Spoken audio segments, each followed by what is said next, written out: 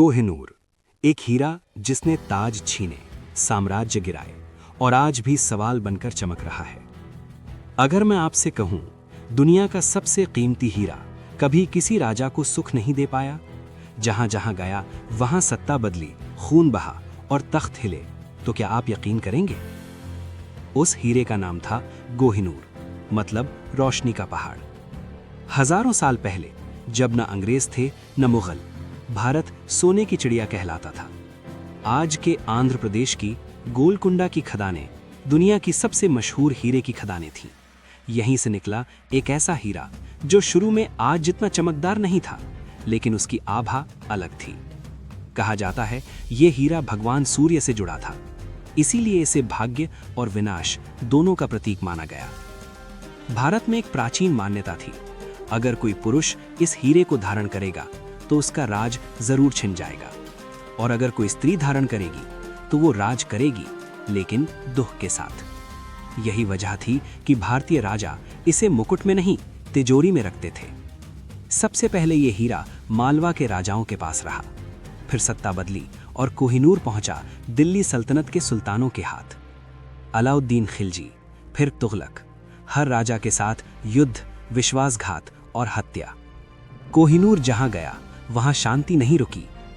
1526 पानीपत का मैदान, बाबर ने इब्राहिम लोधी को हराया, दिल्ली सल्तनत गिर गई और उसी के साथ कोहिनूर बाबर के हाथ आया। बाबर ने अपनी आत्मकथा बाबरनामा में लिखा, इस हीरे की कीमत पूरी दुनिया की दौलत के बराबर है। लेकिन बाबर का वंश भी ज्यादा समय चैन से नहीं रहा। मुगल साम्राज्य अपने शिखर पर था। शाहजहां, वही बादशाह जिसने ताजमहल बनवाया, उसने कोहिनूर को तख्ते ताऊस, मयूर सिंहासन में जड़वाया।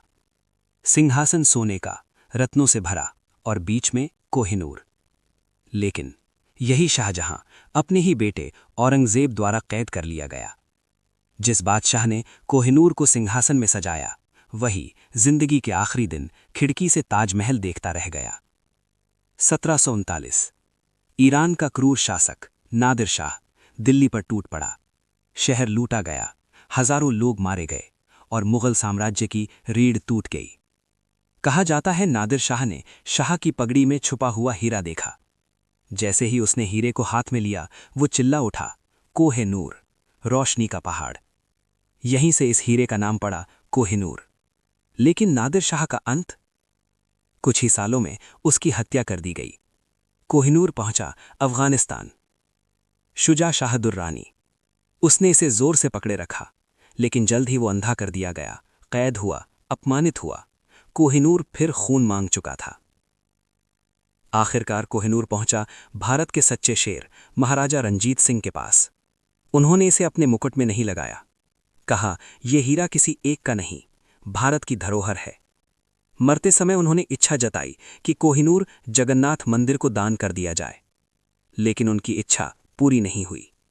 महाराजा रंजीत सिंह की मृत्यु के बाद ब्रिटिश ईस्ट इंडिया कंपनी ने पंजाब पर कब्जा कर लिया। एक बच्चा राजा दलीत सिंह से जबरदस्ती कोहिनूर लिखवा लिया गया। 1851 में कोहिनूर पहुंचा इंग्लैंड, रानी विक्टोरिया के हाथ में। अंग्रेजों को लगा हीरा उतना चमकदार नहीं। उन्होंने भारतीय कला को नजरअंदाज किया और हीरे को कट करवा दिया। उसकी मूल आत्मा टूट गई। आज कोहिनूर ब्रिटिश क्राउन में जड़ा है। अधूरा सवाल। भारत आज भी पूछता है कि जो हीरा हमारी मिट्टी से निकला, वो पराया कैसे हो गया? कोहिनूर आज भी चमकता है, लेकिन उसकी चमक में भारत का दर्द झलकता है।